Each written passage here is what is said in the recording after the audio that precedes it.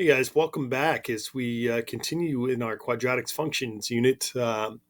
We've been spending a little bit of time looking at some of the characteristics of quadratic functions, like the axis of symmetry, the turning point, and how to find them either from a graph or how to find them even by hand. We learned some formulas and things. Now we're going to continue with that. And another characteristic of a quadratic function that will become very important to us even in coming units is what we call the roots of a quadratic equation. Sometimes we call those the zeros as well. So you may hear me refer to it as the zeros of a quadratic, and I'll talk to you today about why we call it the zeros as well. But we'll look at what those are today, how to find them from the graph. We'll spend some time tomorrow how to find them algebraically by hand, and we'll go from there. Notice that I've also announced in the homework section there's going to be a quiz on Monday. It's not the 17th. I believe Monday is the 18th. So let me just change that. Okay. With that in mind, let's get right into it. What are the roots of a quadratic? Okay. Now, we've graphed a quadratic before, either by hand and then with the help of a graphing calculator. Well, the roots, and you'll learn about that first part there, the solutions to a quadratic equation. Don't really worry about that right now. Just know that the roots are where our graph, our parabola, crosses the x-axis. Now, they're called the zeros because it's where the y value, so if this is the y-axis, notice that's where y is 0. The roots are these two spots here, right here and right here. Where the graph crosses the x-axis, the y value is 0. That's why they sometimes call those the zeros of the quadratic. Okay, so for what we're going to look at today, we're going to look at where does the graph cross the x-axis. So in this case, it crosses at x is equal to 2, and it crosses at 4. And you can see that in the table as well. It's actually very simple to see in the table because it's where y is equal to 0, here and here. X is equal to 2, and x is equal to 4 when y is 0. Those are what are known as the roots. So actually, there's another way to find the roots, looking at where y is 0 in the table. So we'll focus on those two ways today to find the roots, both from the graph and from the table that we use or we get from our graphing calculator. Okay, so let's start to look at an example. Let me clear this off. There, we kind of now have an understanding of it. Let's look at an example.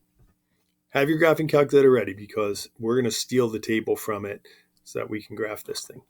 So let's graph the following quadratic and find the roots. Y equals x squared plus 5x plus 6.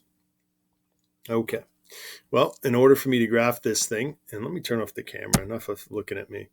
All right. In order to graph this thing, we want to go to our y equal to and type in the equation x squared.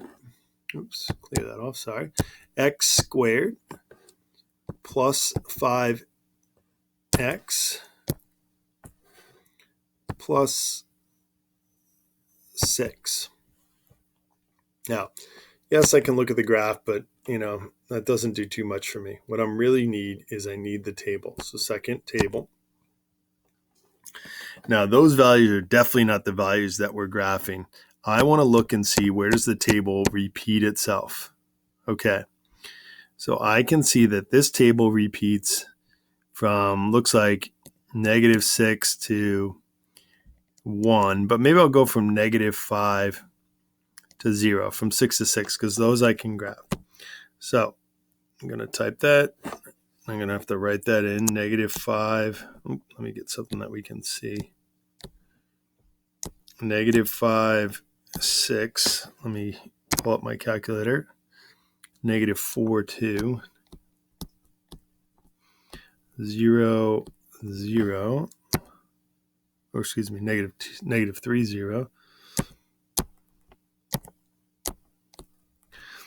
-2, 0, -1, 2, and 0, 6. Now, what you don't see in this example is you don't see a turning point. Now, I'm going to show you how we're going to graph this thing when we don't have a turning point.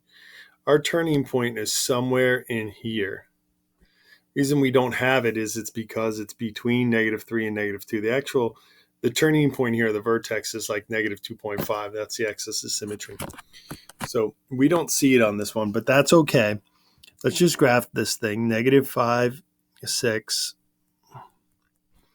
-4, 2, -3, 0, -2, 0, -1, 2, and 0, 6. Now, I know I don't have a turning point, but I'm just going to have it dip a little bit down below right there. And I kind of cheated a little bit, but that's okay. It's still got that parabola look to it. And by the way, I'm not really interested in the turning point in this problem. This problem wants me to find the roots, and I can see them. They're right here, right where it crosses the x-axis at -3 and -2. And on top of that, I can see it in the table. Take a look. Where y is 0, x is -3, and when y is 0, x is -2. Those are both considered to be the roots of this quadratic. So 2 ways I can find it. By graphing it and seeing where it crosses the x-axis, and by looking at the table and seeing where y is equal to 0. Okay, let's do one more just to be on the safe side. That wasn't a totally perfect one because there was no turning point. Let's do this one. Okay, now it says graph the following quadratic. Let's just add to that and find the roots. Okay, now I'm going to do this totally with the graphing calculator, and I want you to do it with me. Here we go. Y equal to, let's clear off what I have as an equation there. Let's do x squared plus 2x. Now look at my graph. Okay, I can see that it crosses the x-axis. So if you're looking at the graph, you can see it crosses. Now, where does it exactly cross? Well, let's see what the table says. So hit second table. And I'm looking for places where y is equal to 0.